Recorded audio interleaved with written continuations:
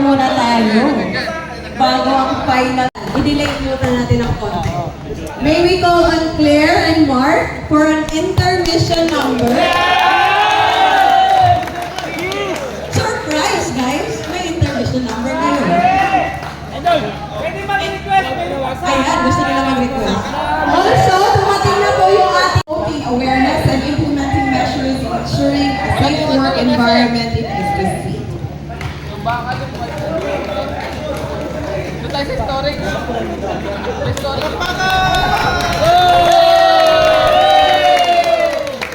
Isa pa. Gawi dito.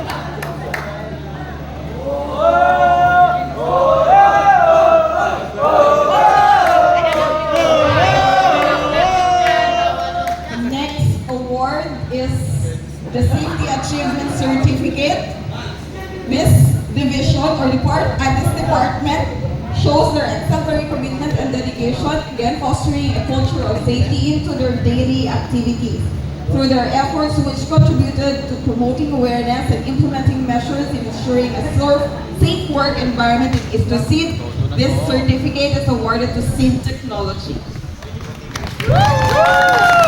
Mr. Bayaborda, please do the honor.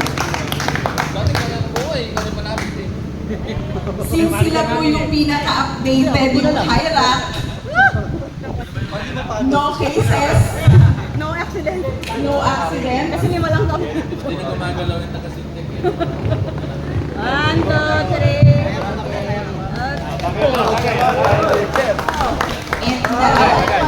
Siyempre, since meron tayong safety, temporary initiatives, innovation, and dedication in environmental stewardship through their efforts which contributed in promoting awareness and contributing measures in ensuring a safe work environment in SBC. Again, Sir Dexter, congratulations on behalf of the plant operations. Please receive this award. Oy!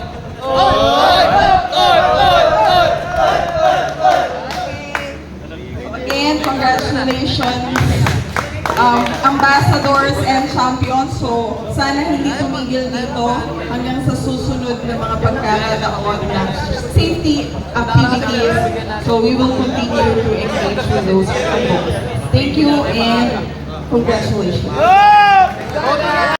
People, Marlon Pile, Kelly Ramos, and Joel Educado.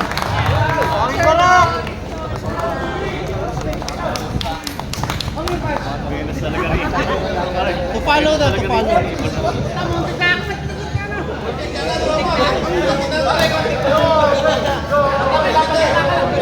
Bigla na lang papasok sa official.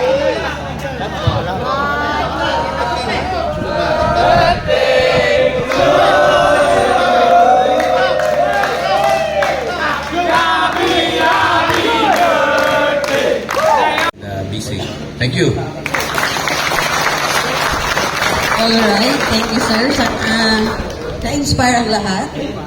Okay, so balik tayo sa awarding. There's marami pang chance for awarding.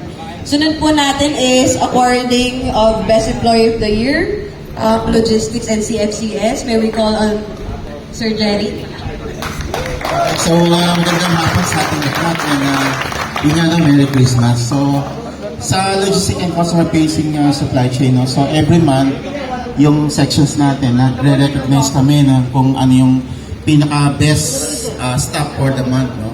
So ngayon, yung criteria niyan is syempre yung mga magang pumasok, yung mga nakikitaan ng, ng initiative, yung mga pagka nagbigay ka ng task is talaga nagagawa yung kanilang task. No? And then yung mga kasama natin na kung saan, nakikitaan natin na kung saan, tumutulong sila dun sa kanilang mga kasama to make sure na kumbaga kung may mga trabaho man o task na dapat gawin kahit hindi part ng nila yung gagawin nila, nakikita natin sila ng support. So yung award namin for this year, so 4 na beses siyang na-recognize.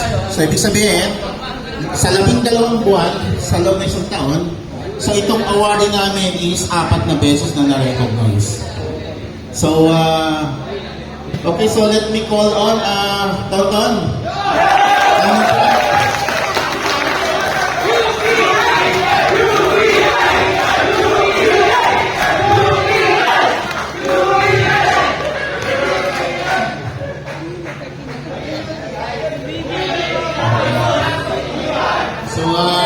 congratulations partner to, no? So, yun lang ang request lang namin, no? Ay, even doon sa iba, no? So, hopefully na makitaan din namin ngayon ng yung sigasig pa, no? Sa trabaho natin.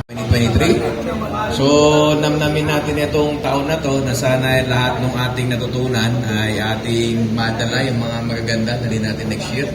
Yung mga supply is ating pag-isipan din.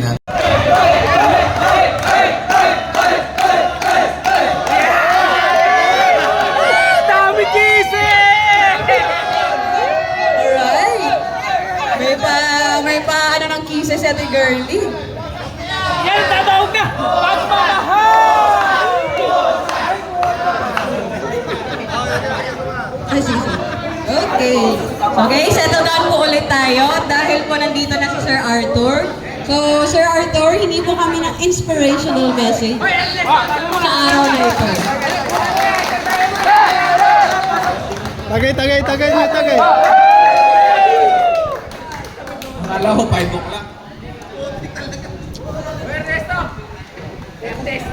Pasensya na, akala ko 5 o'clock eh. May sayang yung 30 minutes, mga pag-chicks pa kahit ba.